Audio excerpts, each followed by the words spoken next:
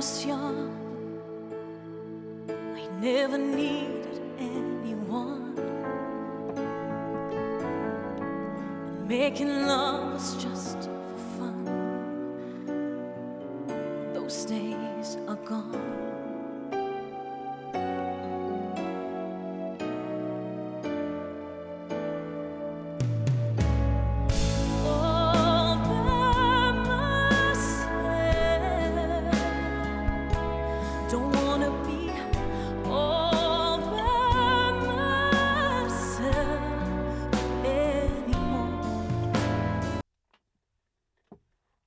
INGER LISE HOPE,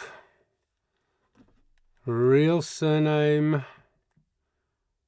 Ripdahl, I think. Please correct me, my Norwegian friends. INGER LISE Ripdahl, performing as INGER LISE HOPE, won the Voice of Norway in 2024.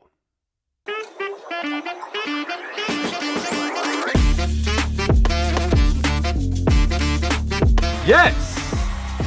I love him so much.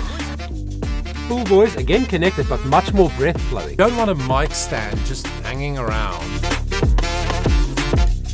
They keep me where the light is. Yeah.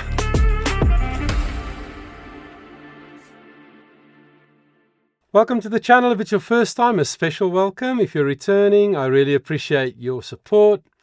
Please subscribe if you haven't. It would really help me. It's free and it takes 1 second. Thank you. So this song, All By Myself, I think everyone, well, everyone is a very big word. I think most people in most parts of the world know that song. And most people think it is a Celine Dion song because, of course, she made it really, really famous.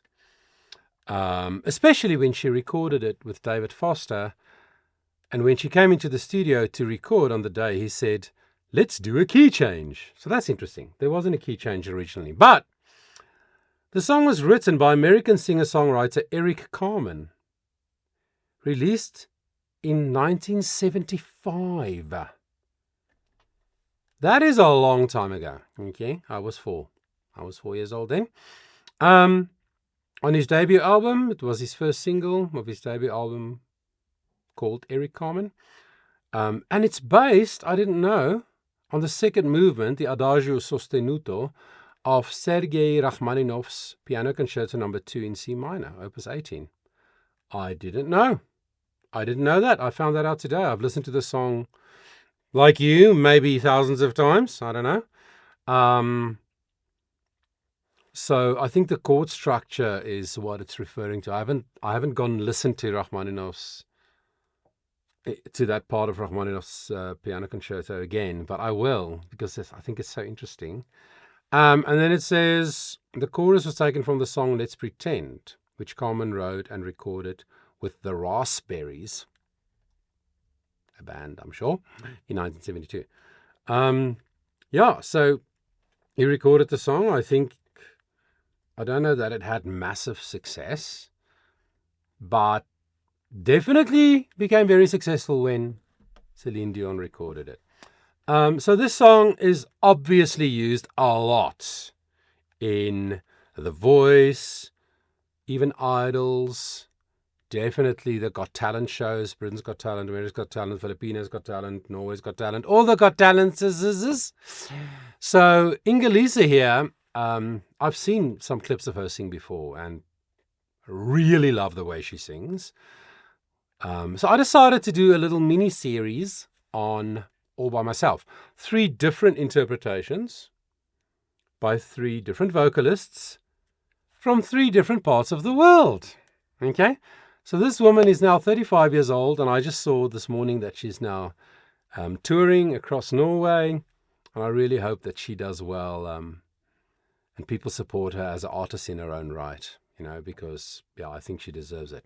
So, she started in A major. When I was young, I never needed anyone, which is the key that Celine Dion recorded it in. Interesting, Eric, the original artist, a man. I mean, we all got to know the song as a female, female vocal, a female song, because of Celine Dion. But the man who recorded it was a man, and he sang it in F. When I was young, I never needed anyone. So you should check that out, his version. It's really cool. It's always cool to hear the original artist, well, especially the original songwriter. If the original artist was the songwriter too, that's what I was going to say, then it's interesting to listen to their version of the song, because we should hear the original intention that the songwriter had, in the way that they recorded it. But yeah, I think for all intents and purposes, it's a Celine Dion song for most people, and most people compare how female, especially vocalists, sing it to how Celine Dion sang it, recorded it. And it's hard. It's one of those songs where you can't really change it up a lot. It has to have all by myself. It has to have that melody. You can't change it really. If you change it up too much and it becomes unrecognizable in parts, then people who love the song will go, "You're messing it up," instead of "You're making it your own. Well done." So that's also why I thought let's compare three different versions. So she's the first one. Keep an eye out. If you're subscribed and you hit the notification bell, then you'll know when the next video comes out in a few days' time, and then the next one. And if you see this later, today is the 26th of August, 2024. But if you discover this later, please find the other versions on my channel and check it out. It's very interesting to compare. So off she goes in A major, very gently, beautifully articulated. What does that mean? It means that all the sound that she produces is energized by her breath. Now, it's easier to energize high notes, high pitches, especially if they're loud. That's natural. But to sing lowish, low, and softly, but still energize everything, that's a sign of real technique. And that's what she's been doing here. So let's keep going. Hard to be sure.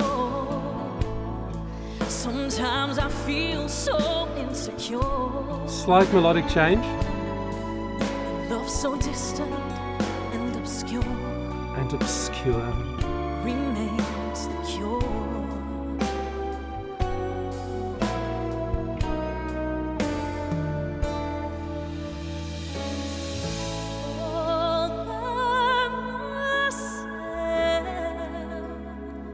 I love what she does there.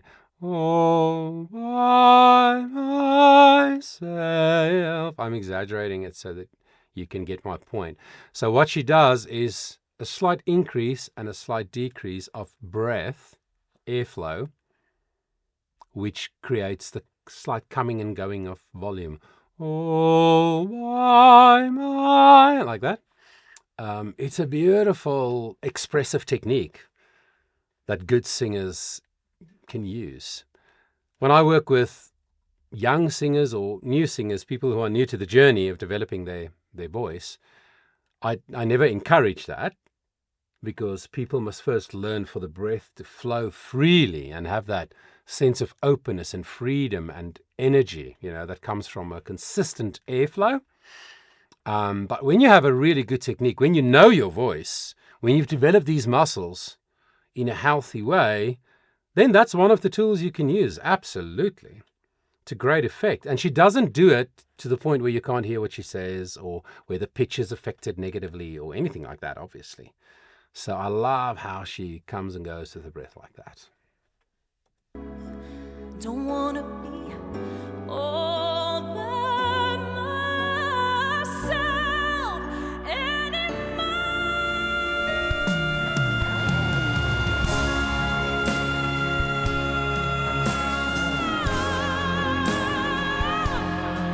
By myself.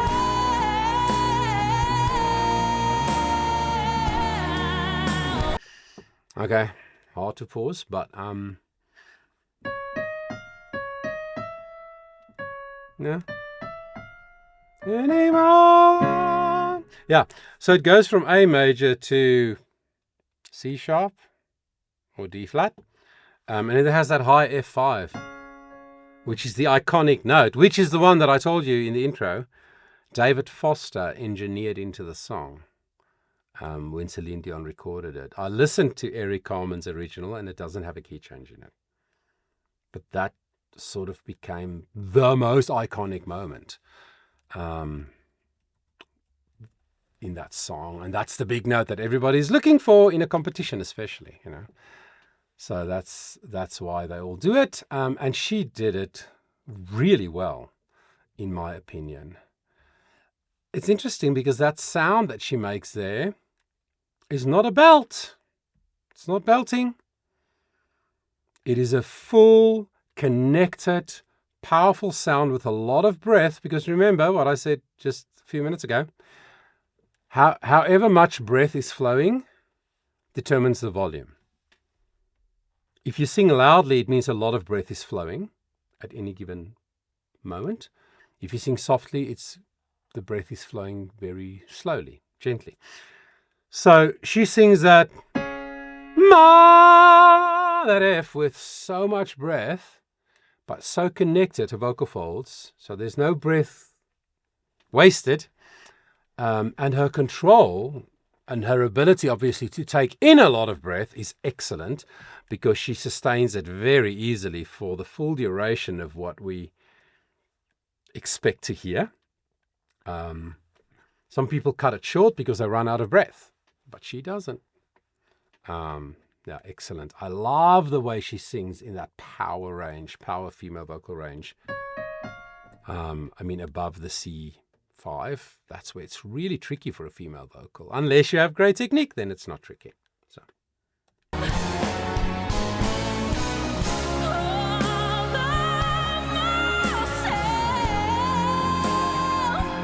Open.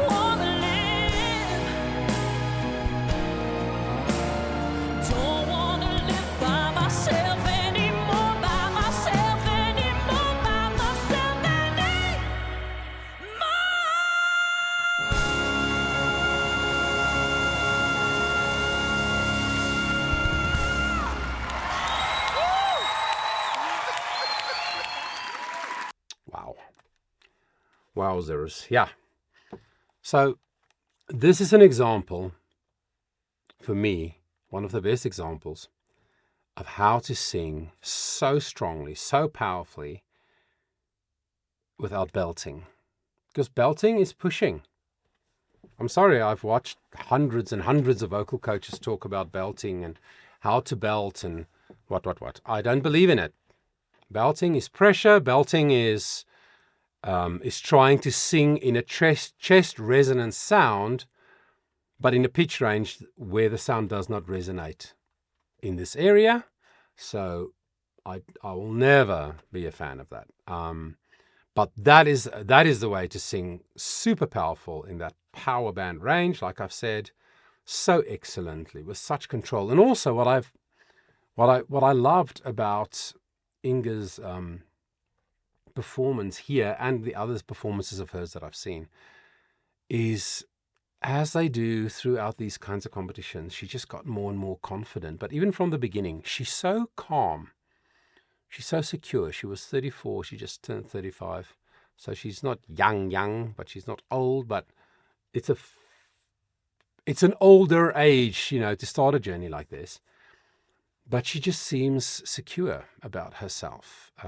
She found her confidence. She stands and delivers. Don't you find sometimes when you watch a singer, even before they start singing sometimes, or while they're singing, you feel nervous? Because you see something. There's a visual indicator that they are nervous, and it makes you feel nervous watching them or listening to them. So that's one of the things we teach performers. We teach young singers and performers to just be so well prepared. The best antidote to anxiety on a stage is to be well prepared. So be well prepared. It's the right song for you, in the right key. You've got technical control over the whole thing. You've connected your heart to the lyric and the message of the song. Now just breathe and just be very calm and focused, because it puts your audience, it sets your audience at ease. and they can sit back and they can enjoy your performance. So that little shortened version, obviously, for the voice of this song, I think was beautifully, beautifully performed, excellently sung by INGER LISE HOPE. And I'm keen to see how her career develops. I really hope people get behind her. I mean, her videos got lots of views, so clearly not just Norwegians, but people all over the world have loved watching her and hearing her sing. So let's hope she does really well. If you're a fan of Inger, if you know more about her, her backstory, her family, where she comes from, I would love to hear from you. Please let us know in the comments. It would be a blessing for me and other people who watch the video to find out more stuff. I just love the Scandinavian singers. I've done several analyses of Swedish and Norwegian singers, and it's just a very special, they just have a very special way in the Scandinavian countries to how they go about music and performance and singing, and the culture of it is just beautiful. Anyway, I'm babbling. Thank you for spending the time with me. I really do appreciate it. And remember to keep an eye out for the other all by myself versions that I'll be doing an analysis on, so that you can compare it along with me. Until next time, I want you to remember that your voice matters.